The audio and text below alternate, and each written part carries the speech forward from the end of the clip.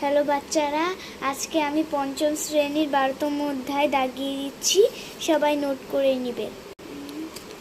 এটার প্রশ্নটা হচ্ছে জলবায়ু কি?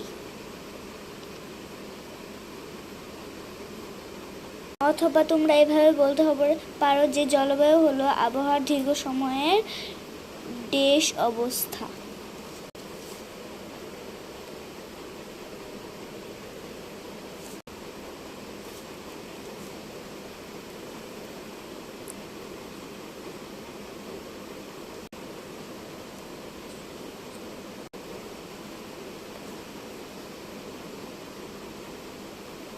পরের পৃষ্ঠায় যাব।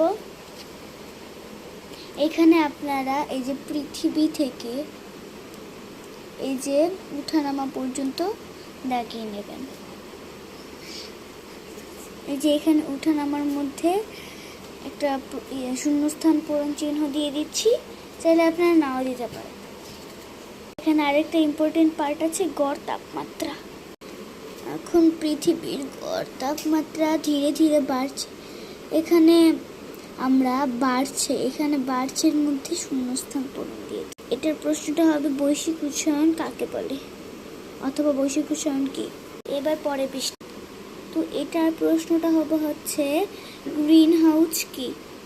এবার পরে পৃষ্ঠা, এই যে এখানে পৃথিবীর বায়ুমণ্ডলও, এখানে পৃথিবী থেকে করে পর্যন্ত মধ্যে দিয়ে একটা শূন্যস্থান পূরণ। বায়ুমণ্ডল কি? বায়ুমণ্ডল হলো পৃথিবীকে ঘিরে থাকা বায়ুর স্তর। এখানে বায়ুমণ্ডলের এখানে শূন্যস্থান পূরণ জলীয় dash O dash gas green হাউসের কাচের দেওয়ালের মতো কাজ করে।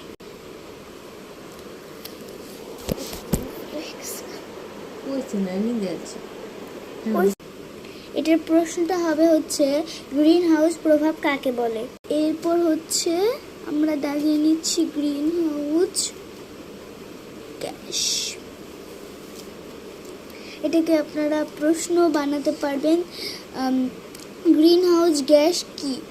আর এটা শূন্যস্থান পূরণে হচ্ছে তাপ ধরে রাখার জন্য দায়ী এই সকল গ্যাসই হলো গ্রিন হাউস গ্যাস, মানে গ্রিন হাউস। এই যে এখানে বৈশ্বিক উষ্ণায়ন কি। এরপর পরের পৃষ্ঠা, এখানে এগুলো দাগিয়ে নিচ্ছি। এগুলো আপনারা ছোট প্রশ্ন হিসেবে ব্যবহার করতে পারেন। আমি জলবায়ু থেকে বৃদ্ধি পর্যন্ত দাগিয়ে নিচ্ছি, এখানে প্রশ্ন হবে না, শূন্যস্থান। এটা আপনারা বড় প্রশ্ন হিসেবে ব্যবহার করতে পারেন। পরের পৃষ্ঠা, এখানে আমরা বাংলাদেশ থেকে একটি দুর্যোগ